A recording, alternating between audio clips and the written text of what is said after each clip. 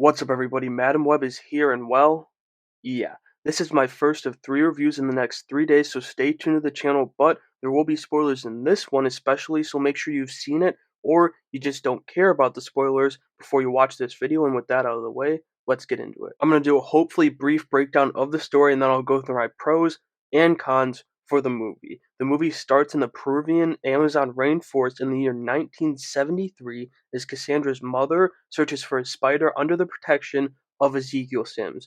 Then, after Ezekiel Sims kills her for the spider and Cassandra is born as her mother dies, we jump to 2003 in New York as Cassie is a medic with, you guessed it, Ben Parker, who's fresh off meeting May. The connections to the other spiders in this movie were her saving Julia Cornwell's mom, which Julia Carpenter, almost hitting Maddie Franklin with her ambulance, and seeing Anya Corazon in her building which she lives in. While saving a man from his car on the edge of a bridge, Cassie falls into the water with the car, and this is where her powers kick in as she sees the web of destiny. Then we find out about Ezekiel's curse as he sees his own death every single night after being cursed from the opening scene of the movie. After that, we get a string of attacks from Ezekiel. The first one on the subway, we saw that a lot in the trailer, and the second one at a diner, which we also saw in the trailer, after Cassie's accused of kidnapping the 3 girls. The 4 of them are able to escape him both times because of Cassie's powers, and they head to a motel to figure things out where Cassie figures she has to go to Peru to figure out her own powers first. While there, she learns that her mom was actually out there to save her life and not for the selfish reasons she believed and resented her mother for. We also saw this movie's version of Uncle Ben's line. Luckily, it was not him saying it, thank God, but still, it's when you take on the responsibility, great power will come. Like, don't even get I don't want to talk about it anymore. Don't get me started.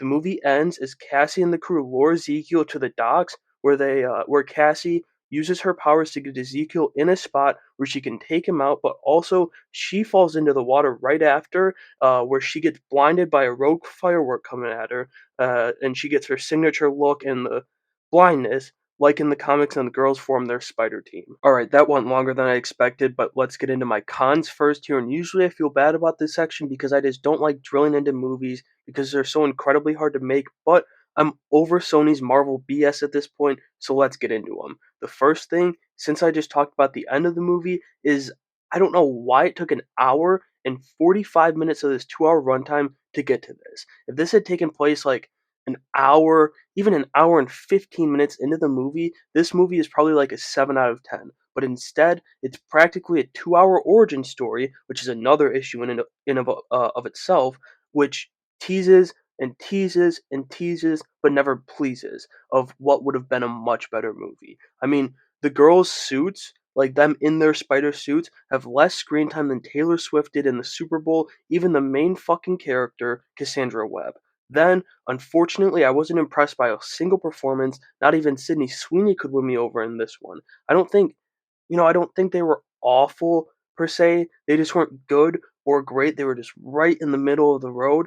But I will say the dynamic between the 4 girls was pretty enjoyable with their performances combined. Another thing that I kind of touched on is the use of their suits in the movie. I mean, it easily could have had them for the final 30-ish minutes after Cassie returns from Peru, but for some godforsaken reason, probably budget costs, they're only wanting glimpses of the future. And one of the more blatant issues with the movie is the CGI. I mean, the stuff with Ezekiel is okay, but everything else that required anything more than light work, pretty rough. Moving on to the couple things I enjoyed for the movie, we'll start with that warehouse scene I talked about briefly. It really was cool. I mean, and they go back to that warehouse in the end, and that's where it takes place. It's the warehouse that burns down early. They go back to it, and it's got all the explosive and fireworks in it, and they use that to their advantage to take down Ezekiel. Then there was all the stuff with Ezekiel attacking them in the diner and the train station, which even though ended up being moot because his visions were wrong and Cassandra was a real threat to him, not the girls. Uh, it was still cool. Like the stuff with him, especially down on the train station where he's taking out the cops and just flying around and whipping them everywhere, really cool. Finally, the dynamic between the 4 girls, which I mentioned, like I said, no real standout performances there, but The combination of them was rather enjoyable for the most part, and I want to at least acknowledge that. And so that'll do it for my review of Madam Web. Not the worst CBM ever made, but man, Feige really needs to get those Spider-Man rights back because these are truly bad movies coming out of Sony, and this is going to land at a 5 out of 10, just 1 point higher than Morbius. I mean, it's Morbin time. But let me know what you thought of the movie down in the comments below and make sure you have a great day.